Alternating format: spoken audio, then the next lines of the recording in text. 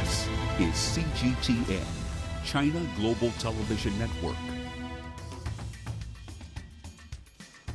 China's system of governance stretches back over 100 years and features multi-party cooperation and political consultation under the leadership of the Communist Party of China.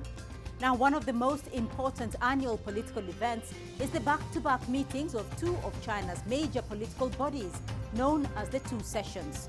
The annual meeting of the National People's Congress and the Chinese People's Political Consultative Conference has been taking place in Beijing this past week.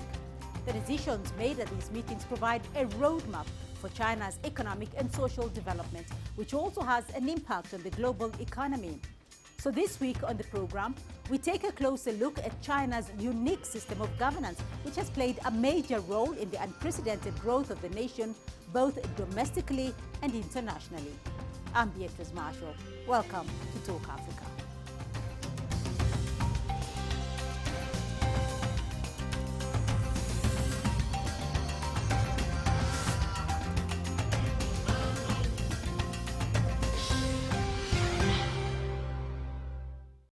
Well, during the two sessions, Chinese State Councillor and Foreign Minister Wang Yi gave a press conference where he covered a wide range of pertinent issues.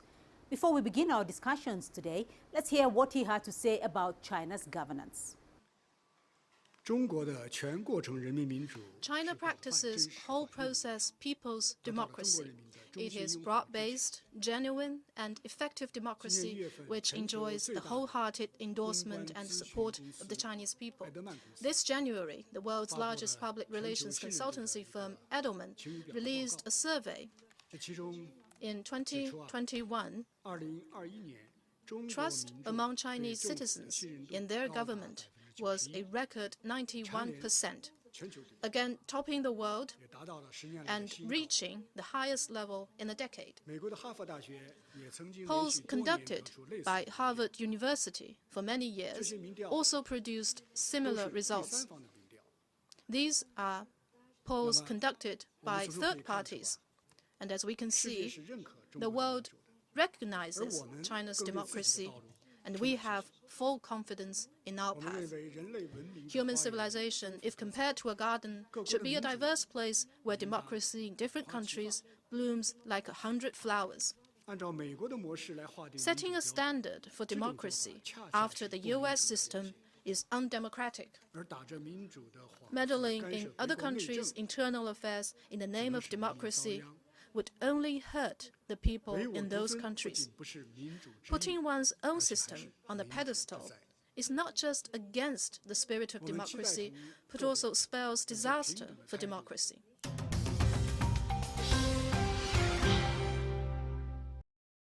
While China partners with countries around the world in many ways, it is also the world's second largest economy, and these partnerships and growth have been driven by a unique system of governance. But how has this system evolved over time to steer the country to this pivotal position? And to help us understand this better are from Beijing, Dr. Rong Ying, Vice President, China Institute of International Studies, Victor Gao, Current Affairs Commentator and Vice President of the Center for China and Globalization, and from Johannesburg in South Africa, Ms. Mbambado Mongai, Sessional Lecturer in International Relations at the University of Witwatersrand. Welcome all to the program, and thank you for joining us on Talk Africa. Dr. Rong, if I may start off with you very briefly though, because China has held its annual two sessions period, one of the most important annual gatherings on China's political calendar, and this is a world for the outside world to observe China's development in the coming year. First, give us an understanding of what the two sessions is all about and why it is important. I think the two sessions, the National People's Congress and also the Political Consultative Conference that has been held annually, usually last 2 weeks, but because of the pandemic has been shortened to around 1 week. It remains, I think it's the most important sort of events in China's political life. It is not only with the reports by the government, different central government, the state council, and other related government departments about the work that have been done in the past year. But more importantly, I think that it would formulate plans and programs for the government, for central government to do in the year, in this coming year.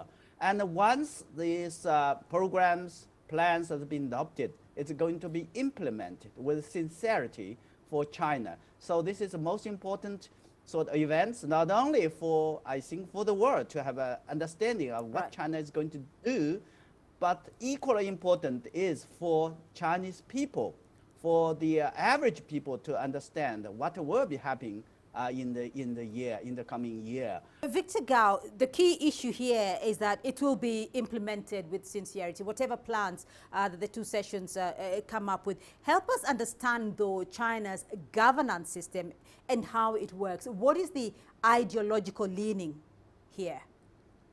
I think these two sessions are the core of the democracy with Chinese characteristics. China is not an autocracy or dictatorship. China is a live and dynamic democracy. And the CPC session and the MPC session is more or less the equivalent of a Congress or a parliament in another country. And the CPPCC is very unique to China. It's a kind of political consultative body aimed at gathering information from all walks of life, distilling them into proposals, submitting them to the central government, and then once all these proposals, legislative drafts, etc., have been gathered, they will be decided upon, considered, and adopted into law or into government policies. So this is very, very dynamic. And all this is happening under the leadership of the Communist Party of China, which is the leading party in China. So in a sense, that China moves forward in one single charted direction, whereas other countries, they deserve their own political system, of course. They sometimes have a lot of infight and moving in different directions, etc. So the end result for the whole country may be smaller or weakened. Whereas in China, once we deliver all the decisions, the whole country, the whole nation move in the same direction. I think this helps ensure greater stability in China and also reorients the whole nation in the right direction for the whole nation to move in.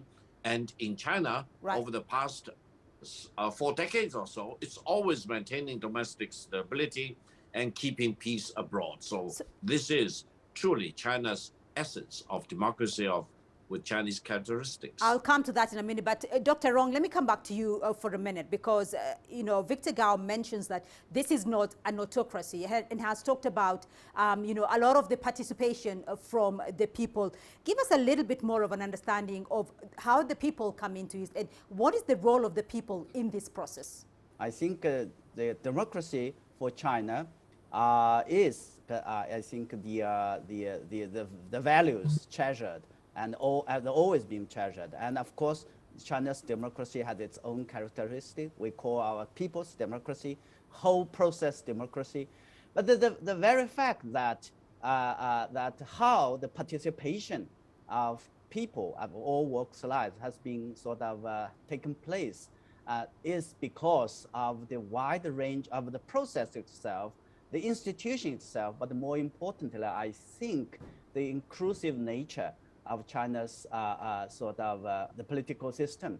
And the People's Congress, MPC, and the political consultative system is a kind of uniqueness. It's a kind of creation of China in line with its own conditions. And the deputies, they are all together. I think for the MPC, National People's Congress, have around 2,000 and more, and the Political Consultative Conference around again 2,000 all together. They've been elected sort of indirectly, and which give them a way to have an understanding, have access to the various opinions and views of I think of all walks of life. And they bring these ideas, bring these proposals, then come to present for deliberation, for discussion, and of course for I think adaptation. And once it's been adopted, then it will be sort of implemented. Because up and above this process, we have the unified sort of leadership of the Chinese Communist Party, the CPC, the only sort of party in power, which will be responsible for supervising implementation. Ms. Mungai, most of Africa's systems, I know every country has a different structure depending on its colonial legacy, but it is mainly very Western-centric. What are some of the lessons, though, that can be drawn from, China's governance model that can be drawn for African countries? We all know that during the 60s, more like 60s, 70s, Africa and China both had the same economic trajectory and had the same experienced the same type of economic growth and GDP levels. However, one of the fundamental factors that somewhat carved the different parts is, on the one hand, you had China that decided to focus inward. In Africa's case, a lot of focus was, or pressure, so to speak, overt, non-overt pressure to actually open up its industry, open up its market, and less privatization, which is somewhat a different approach than China took. And the advantage of focusing more inward and protecting the domestic market is that China got to invest into its local market, because the businesses were not ready to compete yet against the already established MNCs that, an open market actually exposes a domestic market to. So alongside that, you also had the accumulation of debt. Even now, in trying to recover from the effects of COVID-19, you have China, having set an economic growth target of 5.5%. And one of the many strategies that have adopted is not only expanding the middle class, as well as encouraging innovation and climate change aims and so forth. But there's also, and back to that, investing and focusing on the domestic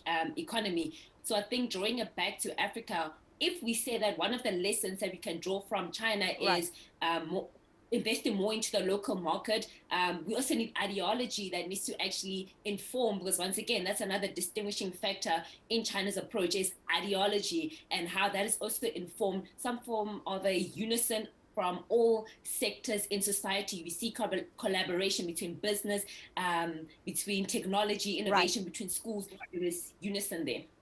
Victor Gao, that is the question, that is being asked. What is it that China is doing differently? How is this model, system of governance that has allowed, a lot of stability over the years and a lot of stability for the policies moving forward? What is it China's doing differently?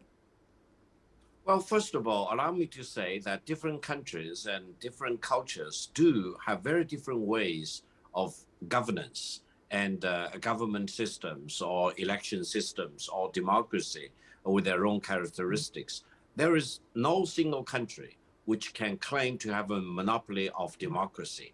And there is no single model of democracy which can suit the circumstances and the requirements of all the countries in the world. So in a sense, every country needs to figure out what's the circumstances they are facing with at home, and what will be the best solution that they can come up with. Now, for China, we believe truly that what we have is a democracy with Chinese characteristics, and it has generated the maximum benefits for the Chinese people. It has delivered bread and butter to the people, and it has emancipated the creativity and productivity of the Chinese people, and it has lifted more than 800 million people out of poverty. China has eliminated abject poverty as a phenomenon by the end of 2011. Right. And we are now really very much building China with greater wealth and with greater development. In this sense, I would say several things are truly very, very important. One is domestic stability, which constantly get involved in war of one kind or another in different parts of the world. This is truly a disaster for themselves, as well as those countries where war breaks out.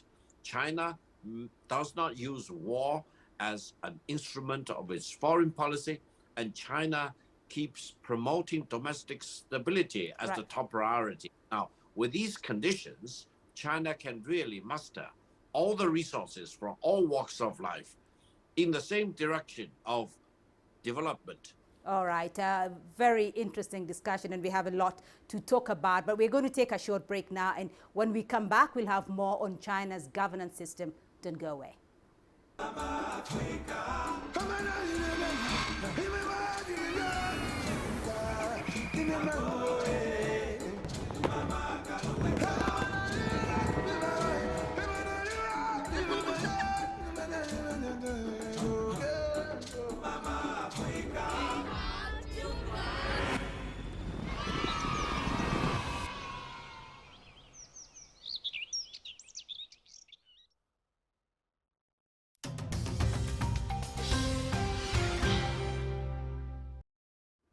Welcome back to Talk Africa. Well, still with me on the program, Dr. Rong Ying, Victor Gao, and Mbabatho Mongai. Before the break, we looked at some unique characteristics of China's governance system. Let's now take a closer look at how it impacts some decisions both at home and internationally. Well, Victor Gao, this year's two sessions comes against the background of a still downward global economic time, as a result of the global pandemic. Give us some of the highlights of the two sessions, first at the domestic level and at the international level, and how this will guide Chinese policy in 2022. Thank you very much. From the Chinese perspective, I think the year 2022 will be very important. First of all, it will be a year of war or peace. We need to promote peace. We need to contain war. And we need to do whatever we can to avoid escalation of war from conventional warfare into non-conventional warfare. This is a task not only for China, but for all the countries in the world. We need to embrace peace rather than provoke a war. That's the mega trend in the world. In China, China is facing rapid changes and transformation. China needs to continue to climb up the ladder into innovation and creativity, AI, meta world, for example, metaverse, you name it. So you're talking about shaking up of all walks of life, reconfiguring them, and enabling them to move faster into the digital economy and AI economy and the economy of tomorrow. And in terms of the traditional agriculture, industry, etc., they all need to be upgraded and moved up into modernized mode of production. And for China, such a country with 1.4 billion people, we need to solve the food security, energy security, power security, financial security, information security, you name it. We can leave no stone unturned in order to identify challenges, overcome these challenges, and innovate and recreate in order to embrace the world of tomorrow. Let's look at that market economy situation and free trade. Dr. Rong, because China has set its GDP growth rate at around 5.5% for 2022. Premier Li Keqiang also said that China will pursue higher standard of opening up and promote stable growth of foreign trade and investment. So what does this mean exactly for global economic recovery? I think simply to say in a simple terms that there would be more sort of opportunities for the world as China continues to enjoy development, China continues open up, and China has continued to reform itself. This is, I think, loud and clear. I will come back to the previous discussion about how I think China has been able to sort of always work, sort of look ahead and work ahead about the challenges, plan ahead of the challenges that I've been talking about as China is now entering a new era or new stage of development, facing various, I think, challenges at home and abroad. So because of the past sort of experiences and we have been reached to the stage that we are capable to do that. But more importantly, I think the Chinese people, led by the Communist Party, and understand well the only way to meet these challenges, to address these issues, is continued sort of reform and opening up. This is something I think very clear, and this is something I think remains a wide-ranging concerns, understanding and consensus for China, for Chinese people across all walks of life. Right. Ms. Munyai, let me also find out from you, though, when it comes to Africa as a trade partner, because China is now Africa's largest trade partner, what would the 5.5% growth rate and further opening up of China, what does this impact, though? How will this impact the continent? Because I suppose this target of 5.5% is the lowest within decades. So I think that it is twofolded. So on the one hand, lower expected economic growth rate does actually have a negative impact on Africa in the sense of the ripple effect, less trade taking place, less demand for certain natural resources and so forth. But on the other hand, it also presents an opportunity for Africa to actually find alternatives, not alternatives in the sense of another country to focus on, but opportunities to industrialize. So it actually also alleviates the over-reliance that Africa tends to have on China or any other dominant trading partner. So it is twofold. So on the one hand, it does have, especially with the largest trading partners, South Africa and Nigeria, it does present a negative impact in the sense, like I said, in terms of trade. But on the other hand, it presents an opportunity to actually be strategic, be creative in alternative ways of actually generating economic growth, alternative ways of actually not relying on primary goods and so forth to actually transition from a focus on or over-reliance on primary sector to manufacturing sector. Right. And once again, China has also been in that kind of stage. So going back to the drawing board, essentially. So going back to the drawing board, in your view, and Foreign Minister Wang Yi did outline some commitments for Africa, Ms. Mungai, there, apart from advancing anti-COVID cooperation, they still talk about upgrading, China and Africa practical cooperation through the Belt and Road. What outcomes do you think out of the two sessions? What outcomes are key for Africa, and what are we likely to see going forward?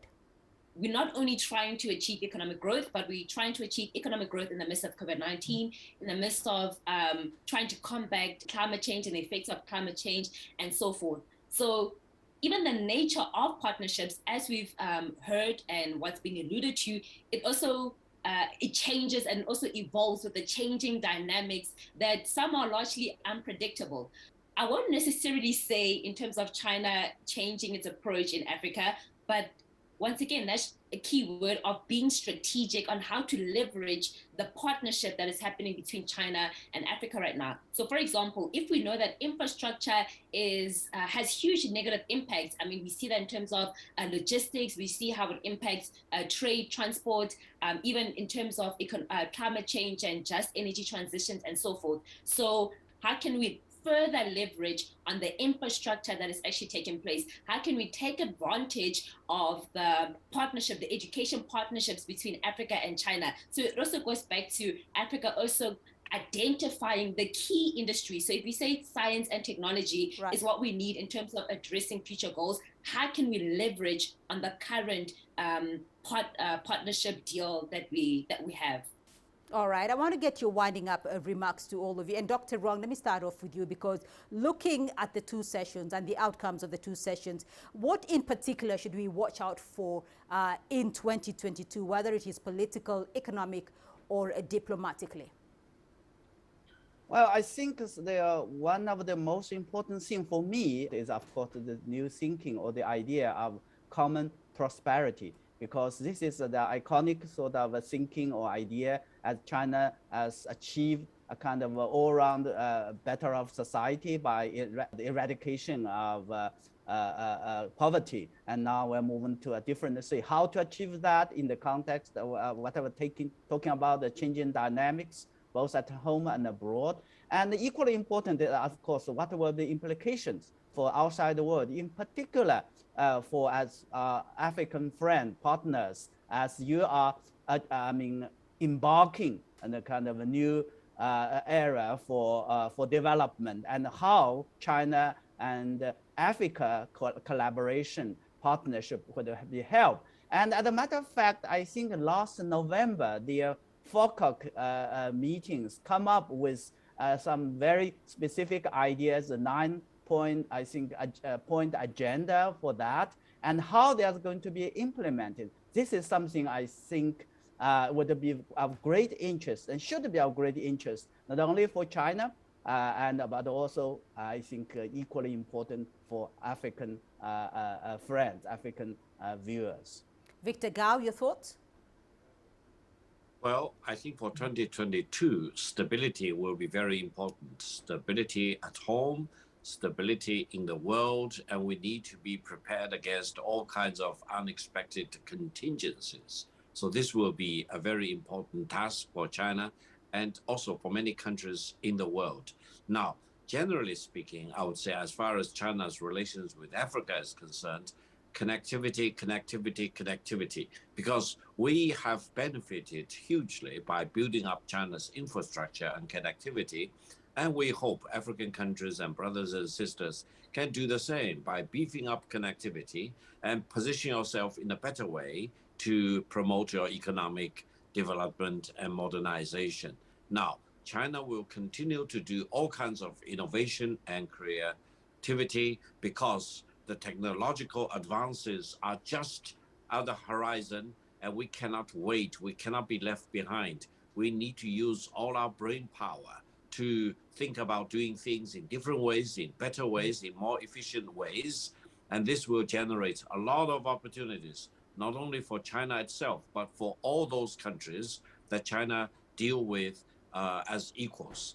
All the African countries hopefully will share this common growth together with China, and we will rise together with the rising water in the same boat, hopefully going forward. All right, Ms. Monyai, you have the final word.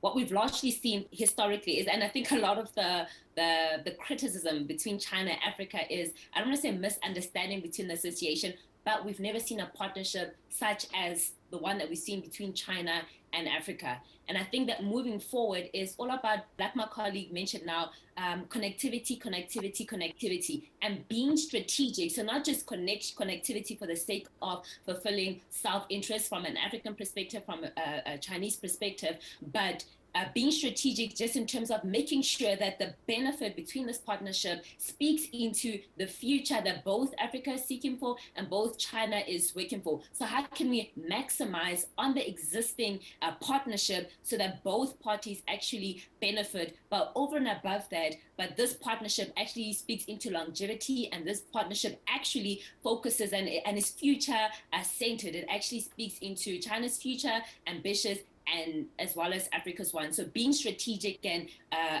maneuvering where you need to do, adjusting where you need to do, but connectivity is one of the central themes, I think, in terms of moving forward between China and Africa's partnership.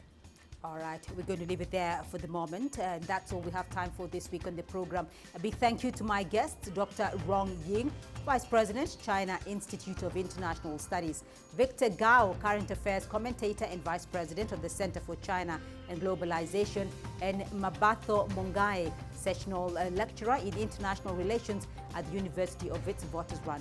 Remember, we'd love to hear your feedback through our social media handles on Facebook and Twitter, and you can also catch the show on our YouTube playlist. To keep the conversation going, and tune in again next week for more Talk Africa. For me, Beatrice Marshall, and the team in Nairobi, it's goodbye for now.